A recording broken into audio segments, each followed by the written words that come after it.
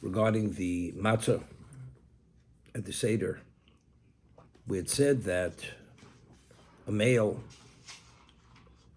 when he eats or drinks the wine, has to recline. Reclining is leaning to the left when we eat and when we drink the wine. We'd spoken about the concept, it's halacha, that if you eat something within a 3-minute time frame, it's considered as if you'd eaten it at one time.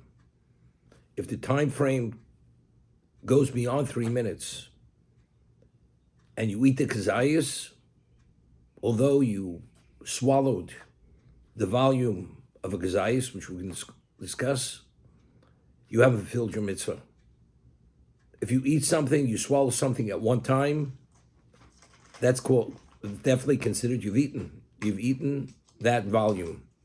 The Torah reveals to us, which is a chidush, it's a Torah law, that even if you don't swallow it necessarily at the same time, one swallowing, as long as within the time frame of 3 minutes, which is referred to in halacha, k'dei achilas pras, it's considered as if you had eaten it at one time.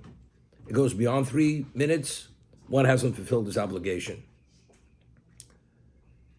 Now, but it's preferable that you should actually eat it, meaning swallow it at one time. How does one do that? So now, we say when you eat, you must recline. Let's say when you begin chewing the food, you're sitting upright, you're not reclining. But when you're about to swallow, everything's chewed in your mouth. It's chewed well enough that you could swallow. As long as when you're swallowing, you're reclining, that's considered you've eaten in a reclining position. So how does one eat and swallow one time? You sit in an upright position and you just keep putting the matzah in your mouth. And as you put the matzah in your mouth, you're chewing. But when you're chewing, you're not allowing yourself to swallow. Because the moment you start swallowing, the clock starts ticking, and that's considered you're eating. And if you want that to be considered that you're swallowing one time, the swallowing has to be continuous as you swallow, that you have all the whole volumes in your mouth, and you're swallowing one time. So one sits in an upright position, chews that shmura matzah. The matzah that's like a disc, or if it's machine shmura, which if you buy machine shmura, it says on the box, shmura. It's supervised from the time of the harvesting of that wheat, that no water came in contact with that grain, and you chew it, and you don't let any of that matzah go down your throat, your gullet. And after it's fully chewed well enough, then you recline, you lean to your left, and you swallow at one time. That's how one does it in the optimum level. If one has difficulty doing that, you chew it very quickly and you swallow quickly. So although the swallowing is not one continuous swallowing, as long as it's done within a 3-minute period, it's considered on a Torah level as if you'd eaten at one time. Because it was you swallowed within that time frame. We had said regarding the drinking of the wine, which normally the amount of wine you have to drink, which is a revius, since the Dalit Kosas, drinking the 4 cups are only rabbinical, we rely on the lesser volume, which is the volume of Moshe Feinstein, Zechat Tzarek Levrocha, which is 2.9 ounces. So as long as you drink 1.5 ounces, you yotze, you fulfill the obligation, and as long as it's done within 2 swallows, you fulfill your obligation, which is very simple. You can even do it with 1 swallow. But 2.9 ounces, but as I mentioned, optimally, you should drink the whole revius. Because the only reason why one fulfills his obligation by drinking the majority, because there's a principle in the Torah, it's called ruba kakulo. The majority is considered like the equivalent of the total amount. For instance, if you slaughter an animal, ritual slaughters, you have to slaughter, you have to cut as is prescribed by halacha with a certain type of knife. There's no nick in the knife, qualified slaughterer. You must cut the trachea and the esophagus, and they must be cut. That's halachos shemisinai. That's ritual slaughter. However, the Gemara tells us in Chulin that if the shochet, the ritual slaughter, slaughters only the majority, which is slightly more than 50% of the two signs, it's 100% kosher. Why? Because the Gemara tells us, ruba kukulo. The majority is the equivalent of cutting fully both of the signs. That's ruba kukulo. The majority is equivalent of the total. So when you drink the majority of the cup, the majority of the revius, it's considered as if you've drunk the revius. So if it's for revius, if the quarter of the pint, I'm only using that as the volume, pint is 16 ounces, would be 2.9 ounces. So if one would drink 1.5 ounces in a reclining position, in 2 swallows, one fulfills his obligation. But it's better to drink the full cup, the full volume, which is the 2.9 ounces. And as I mentioned yesterday, just to review, that since there's an opinion regarding the Dalet Kosos, that everything's determined by the size of the cup or the goblet. It's the majority of the goblet or the whole goblet. So if you have a large goblet, if you have, let's say, a 16-ounce wine glass, you have to drink the majority of that wine glass, which is more than 8 ounces. So it's best to use the smaller glass, and if you drink majority, it's only majority of the 2.9 ounces, or if it's, let's say, 3-4 ounces, rather than drinking the majority of that larger volume of wine. Now, regarding using grape juice versus wine. Now, why do we drink wine at the Seder? It's Zman Cherusenu. We're celebrating our freedom.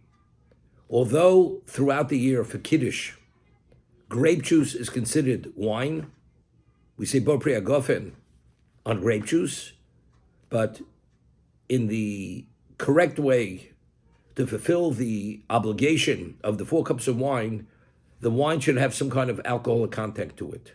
Because one doesn't celebrate over grape juice, one celebrates over grape extract, which is fermented to a point that it has some level of some alcoholic content to it. So a person's older, elderly, or a person is allergic to he's not able to drink wine because somehow it affects him negatively. It's a real, what we consider b'di'evid. You have no choice, you drink 100% grape juice. If you have difficulty drinking only wine, you could dilute the wine with grape juice. You have, let's say, 1/3 wine, 2/3 grape juice. That's the way you do it. But it's preferable that the wine that you drink does not be strong wine, as long as it's fermented and the alcohol content is natural to the fermentation of the wine itself. So preferably the wine should have alcohol. Today they sell wine which it's called kal. It has a smaller percentage of wine. But once you have alcohol, it doesn't make a difference. More or less, you've qualified, you've drunk wine, and you fulfilled the mitzvah and the optimum level. But if you have difficulty, then you dilute it with grape juice.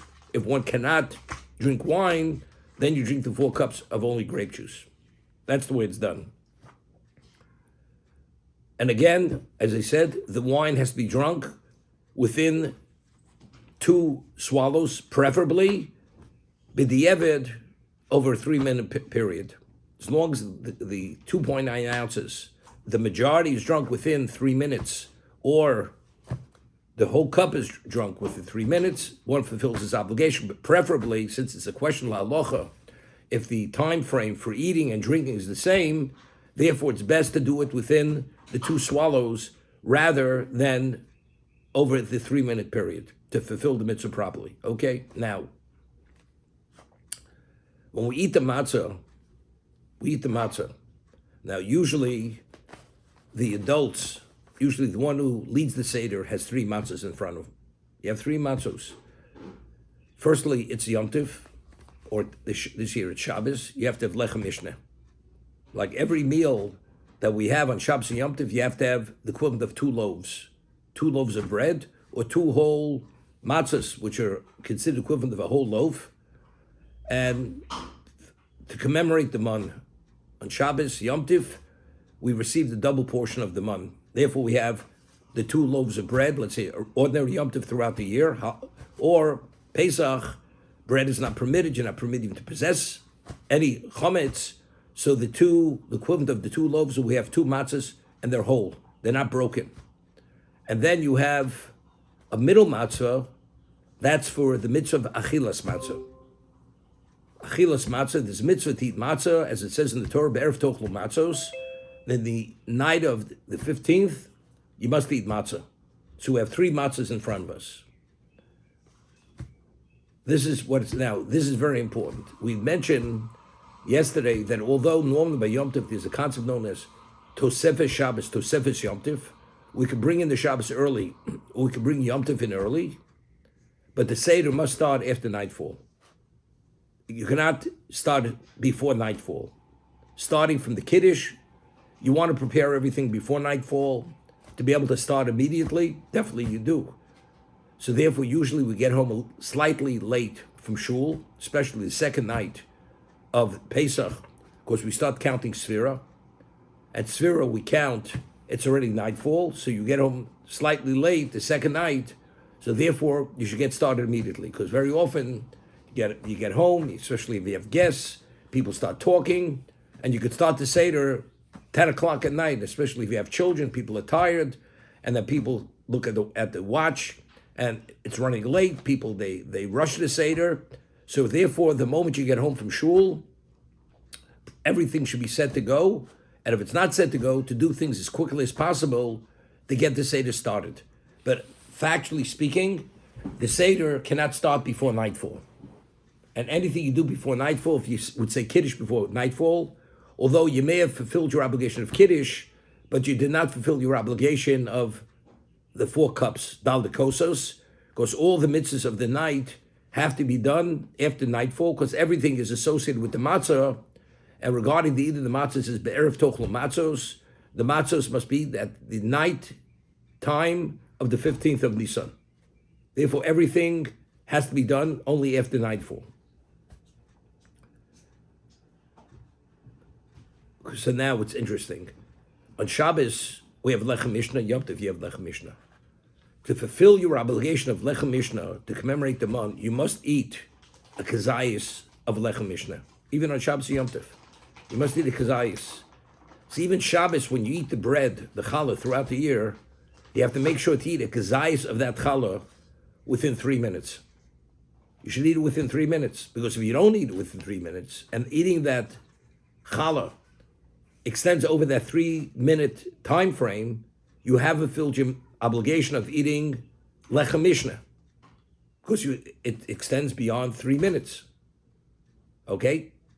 But therefore, it's not such a difficult problem, because since eating a Lechem Mishnah is only rabbinical, it's to commemorate the month, so therefore you could rely on the more expansive time frame, which is 9 minutes.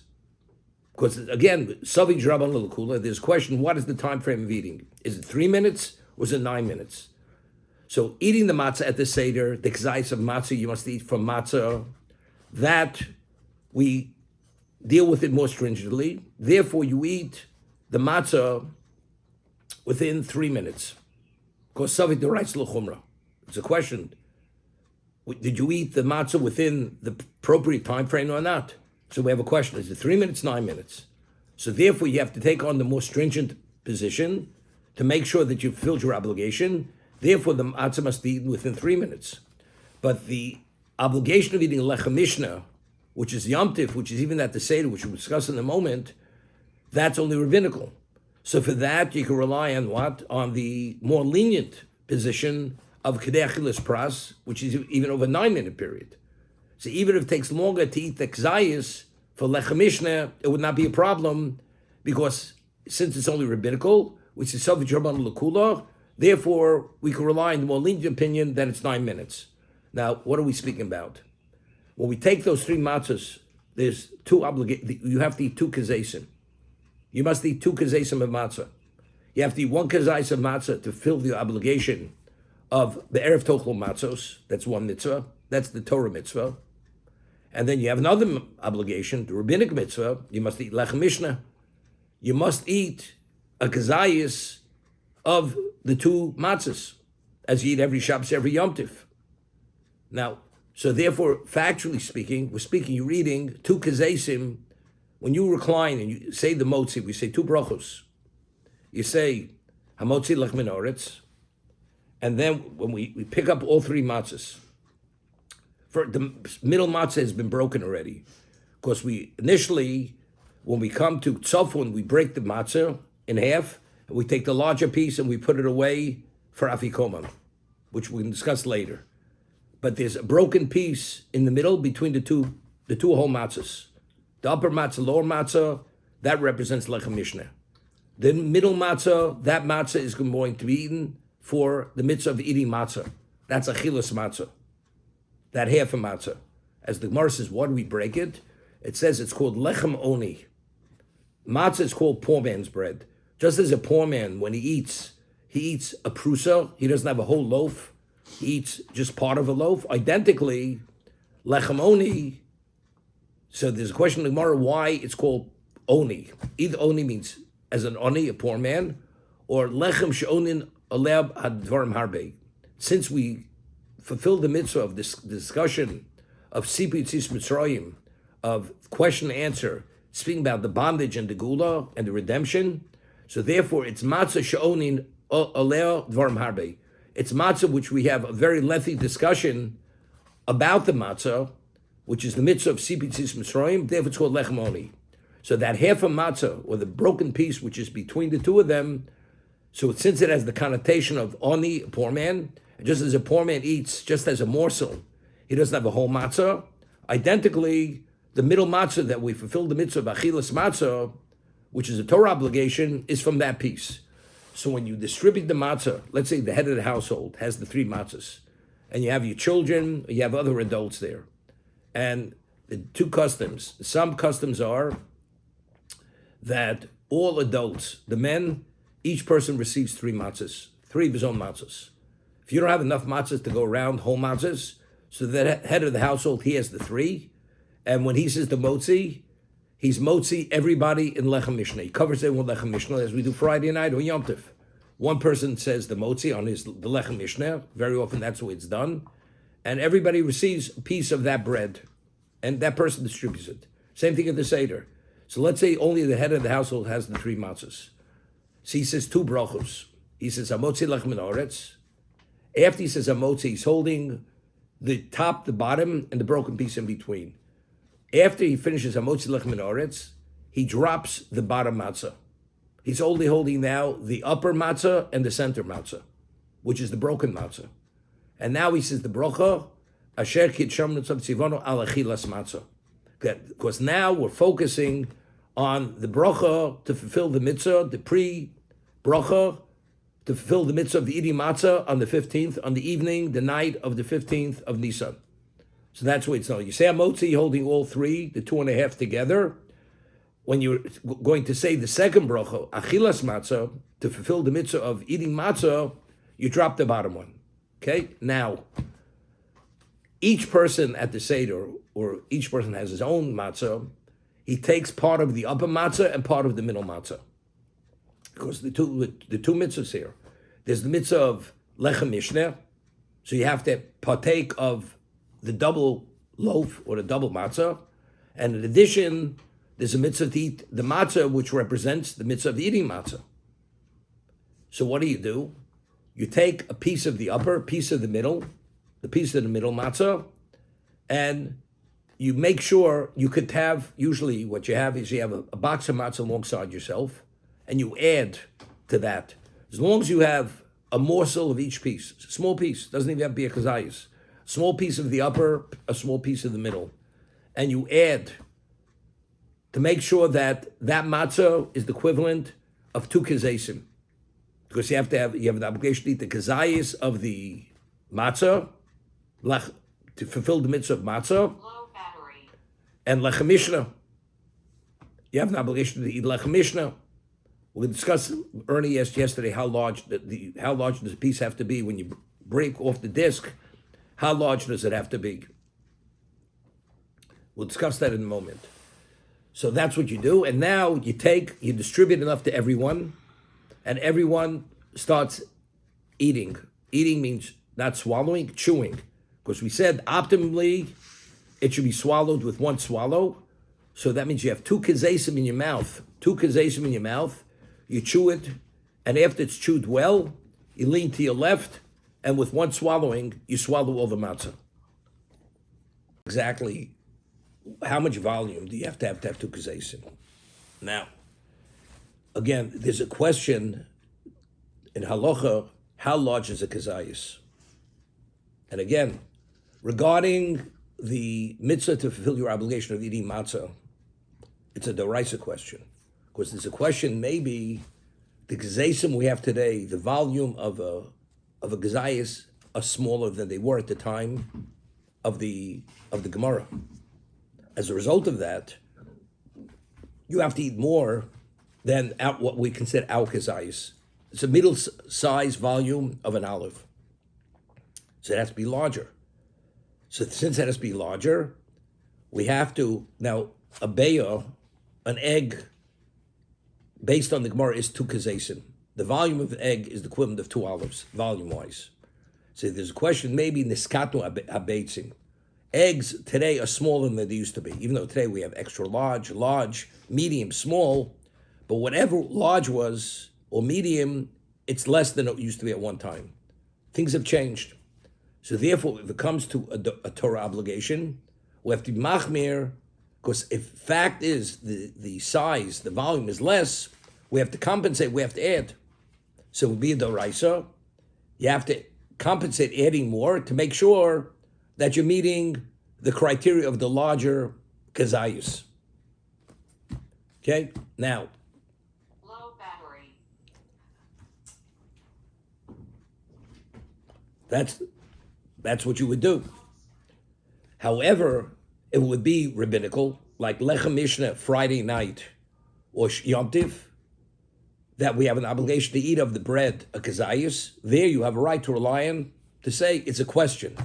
Since it's a question, Savi Drabanu Lakula, even if it's a smaller kazayis, it's not a problem. You don't have to eat the larger volume to meet the criteria of what the larger olive may have been at one time. Okay, so we have 2 leniencies for Lechem Mishnah and Shabbos. Firstly, you can eat it over a 9-minute period, because the obligation to eat Lechem Mishnah on Shabbos and Yom Tov is only rabbinical. So even if you nibble on it over a 9-minute period, and after 9 minutes you eat the complete volume of the smaller volume of kazayis, it's not a problem. Because since it's rabbinical, and any rabbinical law, we say Savit Rabban L'Kula, so you have a right to rely on the more lenient opinion that even over a 9-minute period, it's considered Kedei Achilas Pras, that's considered eating it at one time, although it was extended over that time frame of 9 minutes. Secondly, it's a question, is a larger volume, the smaller volume, you have a right to rely that it's a smaller volume because it's the question is, to fulfill a rabbinical obligation, you have a right to deal with it leniently. Therefore, we rely on the lesser volume rather than the greater volume. However, at the Seder, where one kazayis we eat is a doraisa, it's a Torah obligation, you have to eat that kazayis has to be within 3 minutes. And also, you have to make sure you've eaten sufficiently, it has to be the larger volume. Because if it's less, one is not yotzei, one does not fulfill his obligation. So let's talk now. The larger volume of the kazayis, it's almost equivalent of 2 kazaysim. Almost equivalent of 2 zaysim on a rabbinical level. So let's say a third of a matzah will be sufficient for the Torah obligation. That's called the kazayis. A third of the disc. You have a regular, normal size hand shmur matzah, what we call the disc matzah. If let's say a third, or a little more than the third, would be considered definitely on a Torah level a kazayis. So for the Torah obligation of eating matzah, you don't have to eat more than that. Now we have a new question. But you're also eating a kazayis to fill the rabbinic obligation. So for the rabbinic obligation, you're able to use part of the kazayis you ate for the doraisa to contribute to the second kazayis. You following? I have a question. Am I eating sufficient? Now, for that, I could say what I ate for the Torah kazayis, although for the Torah kazayis I have to eat the larger amount, because I may have eaten enough, but now that I'm eating the rabbinic kazayis, to fulfill the rabbinic kazayis, I could use some of the Torah kazayis to contribute to rabbinic kazayis, because to fulfill my rabbinic obligation, I may have already begun eating more than I had to do for the rabbinic kazayis.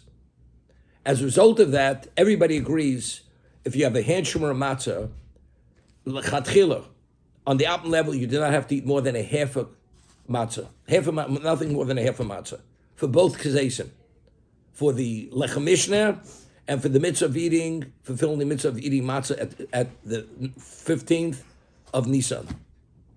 So you have to make sure from the two pieces of matzah, the upper that you break for the lechem mishnah, and the broken piece, which you inserted between the two, which represents achilas matzah, between the two of them, volume-wise, is the equivalent of half a matzah. That's what you distribute to everyone. And as I said, you have a box of matzah on the side. Although if you're the only one who has the 3 matzah, there's not enough to go around that each person should receive a half a disc. So you add to it from the other matzah that you have, that each person should receive a half a matzah volume, and that would cover the both kazaysim. And they're eaten simultaneously. When we recline and eat the matzah, we eat both of them simultaneously. Optimally, you chew it in an upright position, and you will begin swallowing. You lean to your left, and that's when you swallow. However, let's say you have an older person. Even a half a matzah is too much. It's too much for them. What you do is, there are leniencies that even b'di'evet, if you have no choice, even a third of the matzah, a third of the disc matzah would actually be sufficient. An older person, the person's not well, they just can't, it's just too much for them. So then they eat a third of the disc rather than a half of the disc. What about if you have people who have difficulty chewing or swallowing? You buy shmura matzah meal. It's pre-ground matzah. And because initially that matzah was baked as shmura matzah, and you were able to buy it on the market, it's called shmura matzah meal. So it's already pulverized. So you just take a shot glass, and you pack it with that matzah meal. The shot glass is the equivalent of a kazayis. That's a kazayis of matzah, and that's what the person eats within the 3-minute period or the 9-minute period. If the person, let's say, is not well or has difficulty, he has no choice, he eats the ground matzah, but again, it has to be not just matzah meal, it has to be shmura matzah meal. Of course, it's the shmura matzah, which has actually been pre-ground, pre-pulverized, and that's what he swallows, and he eats in the reclining position. And I said again, women have no obligation to recline. If they choose to recline, of course they can, but they have no obligation. A male has the obligation to recline. If he doesn't recline, it's not because you fulfilled the mitzvah, and you have to eat that volume over again when you eat the matzah. Again, you have to eat that volume over again. Now, regarding the afikoman, because we're speaking about eating matzah, the afikoman is eaten that's the last thing we eat. Before we say birchas hamazon at the end of the Seder, we eat afikoman. There's a question, afikoman, you say, it's the kazayis, you eat a kazayis. There's a position that says that the afikoman has to be 2 kazayis. Now, after we eat afikoman, you're not permitted to eat anything else.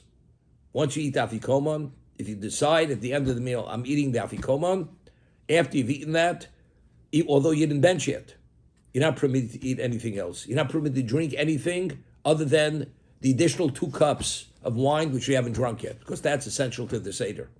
You want to have a cup of tea. You want to have a cup of coffee. You want to have a drink which is more than water. You're not permitted after the afikoman. You're not permitted.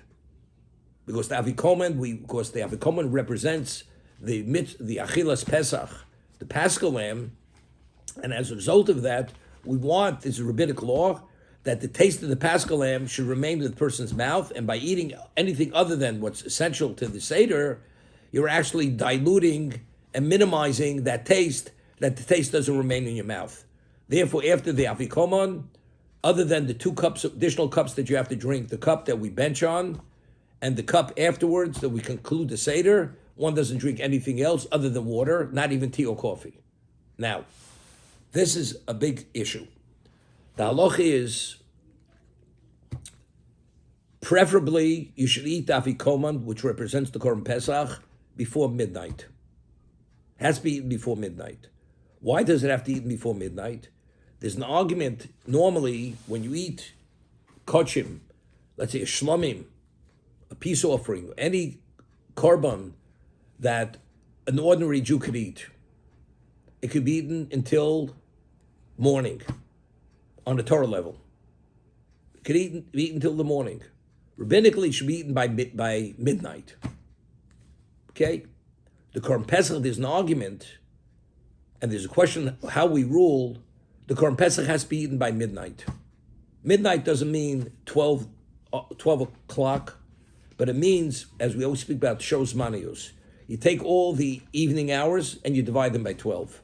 They're called shows zmanios. They're time hours. It's not fixed 60-minute hours, but rather you take all that amount of time, you divide it by 12, 6 hours of those hours. After that, one should not eat the Korban Pesach, should not eat the Afikam. Why? Because in one opinion, the expiration of the Korban Pesach expires at midnight. So if we're eating the matzah to commemorate the Afikoman, to commemorate the Korban Pesach, so you have to make sure to eat the Afikoman by midnight. So let's say you're involved, engaged in telling over the story of the bondage or redemption, and you just began the meal at midnight, and it happens very often. What should you do? Because the halacha is you're not permitted to eat after the Afikoman, because if now you can say, well, we'll wash and we'll eat the Afikoman. Once you eat the Afikoman, you have a problem. What's the problem? Because you're not permitted to eat now. How do you eat the meal after the Afikoman? So there's a famous approach from the Avnei Nezer, and he says something beautiful. It's very logical, very rational, and it's almost, you cannot disagree with it. What's the question of eating the Afikoman by midnight? Because according to one position, the Korban Pesach had to be eaten by midnight. The other position says, no, you can eat it until dawn. It's not a problem. So even if you don't make midnight, it's not a problem, because as the Korban Pesach could have eaten in dawn. The obligation that you should not have anything else in your mouth, no other taste other than the Afikoman, which is the Korban Pesach. What happens if dawn comes? Let's say according to the opinion that you're permitted to eat the Korban Pesach till dawn, and you want to eat something after dawn. There's no obligation any longer to have the taste of the Korban Pesach in your mouth. It's only during the period that you could eat the Korban Pesach. After you eat the Korban Pesach, you should eat nothing else. So why do you have to eat the Afikoman by midnight? Because according to this one opinion, you could only eat the Korban Pesach till midnight. So let's say this is what you do. You start the Seder, you wash, eat the matzah. Now, in the middle of the meal, you see that the clock is running late. You take a kazais of matzah, and you eat it with a tanai, with a condition. You say, if the opinion is that the Afikoman has to be eaten by midnight, so this matzah I'm eating now is the Afikoman. It's the Afikoman. But according to that opinion, once midnight comes, and you're beyond midnight, you're permitted to eat now. Because after the period of time that you eat the Korban Pesach, you're permitted to eat anything you want. Because the obligation of keeping the taste of the Korban Pesach in your mouth, that's only during the period of time that you eat the Korban Pesach. Once the time has passed, you can eat anything you want, drink anything you want. So you're getting, it's already, let's say it's 5 minutes before midnight, what we call midnight. Take a kazayis of matzah and say, I'm eating this for the Afikoman. So if that's the case, you ate the Afikoman to commemorate the Korban Pesach before midnight. Once midnight passes, but you ate it conditionally, I'm only eating it as the Afikoman if we rule like the opinion, which is questionable, that the Korban Pesach has to eat until midnight. So if that's the case, after midnight, I can continue eating the meal. Because you're ready, you're beyond the time of eating the Korban Pesach. And if the halacha is according to the opinion that you could eat the Afikoman, the Korban Pesach could be eaten until dawn, so that means the matzah I'm eating now is not for the Afikoman. It's not to commemorate the Korban Pesach. It's eating ordinary matzah. So if that's the case, if it's not, because if you ate it as Afikoman, according to opinion that you don't eat anything after Korban Pesach, and if you eat matzah after midnight, you can't eat afterwards, according to that other opinion. But since I only ate the matzah as ordinary matzah, not as the afikoman, you're permitted to continue the meal as late as you want, is until dawn. Because it's only afikoman, only if the halach is, according to the opinion, that the afikoman has to be eaten before midnight. So according to that opinion, after midnight, you can continue the meal. And according to the opinion, the afikoman can be eaten until dawn, then you don't want to eat that matzah as afikoman. Because if you eat it as afikoman, you're not permitted to eat anything afterwards. So you eat the matzah, the kazayis, at the end of the meal, conditionally, if the halacha is, according to opinion, it has to be before midnight, let it be the afikoman. And if we rule the halacha that it can be eaten until dawn, this is equivalent to eating ordinary matzah, not for the sake of afikoman. Therefore, you can continue the Seder as late as you want. And when you're ready to bench, let's say 2, 3 in the morning, whatever you finish, you eat the kazai, say, I'm eating this for the sake of the afikoman, in a reclining position. And then after that, you're not permitted to eat or drink anything after you've eaten that afikoman, other than the 2 cups of wine or water until dawn comes. That's the way it's done. And that's the most rational way to deal with this, because again, especially if you start the Seder late, and you're not rushing the Seder, and you want to engage as you should engage, and you have people who want to discuss the mitzvah of the bondage and the redemption, and you don't want to insult your wife, saying we got to rush it here. Your wife prepared and endlessly for the meal, and you want people to enjoy it. You can enjoy it. You go beyond midnight. You serve a 6-course meal. It's not a problem, and you can also discuss the mitzvah of the story even during the meal. You don't have to talk about ordinary things during the meal. You could speak about the bondage and the redemption during the meal also, and you fulfill the mitzvah. That's part of fulfilling the mitzvah of the discussion. Also, this is very important. We don't eat broiled meat during the Seder. We have no broiled meat or even broiled chicken. Why? So this is a rabbinic fence, because if we eat anything broiled after the destruction of Beis HaMikdash, you're not permitted to eat kochim, sacrificial meat, outside of the Beis HaMikdash. You're not permitted to slaughter an animal which is consecrated, or eat an animal that was consecrated, separate violation. So we don't want anybody to think for a moment that what we eat at the Seder is to commemorate the Korban Pesach. We're eating something which is the equivalent of the Korban Pesach. Because people say, if that's the case, you're permitted to eat consecrated meat, although we have no Beis HaMikdash, which is a Torah violation. So therefore, we don't eat anything broiled. Now the question is, what's broiled? Broiled is only something which is put in the oven and baked or broiled where it's not basted in juice. But if you add, let's say, wine, you have a roast or chicken, and you baste it in wine or juice, orange juice, or any other type of nectar, that's called cooking. That's not called baking. Even if that wine or that juice should evaporate or be fully absorbed into the chicken, that's not considered you broiled. That's eating something not broiled. So as long as if your wife makes a roast or any other type of meat, and she bases it in a liquid, that's called not broiled, and you're permitted to eat that during the Seder. So that's the way it's done. So in the olden days, we used to cook chicken during the Seder. Your mother would you would eat chicken soup, and then the chicken that was cooked in the chicken soup, that was the chicken that was served during the Seder. Right? That's the way it was done. But it's not necessary. As long as you could have a roast, you could have any type of chicken you want to prepare, just baste it in wine or in some kind of sauce or whatever it is, that's considered cooking. That's not considered broiling.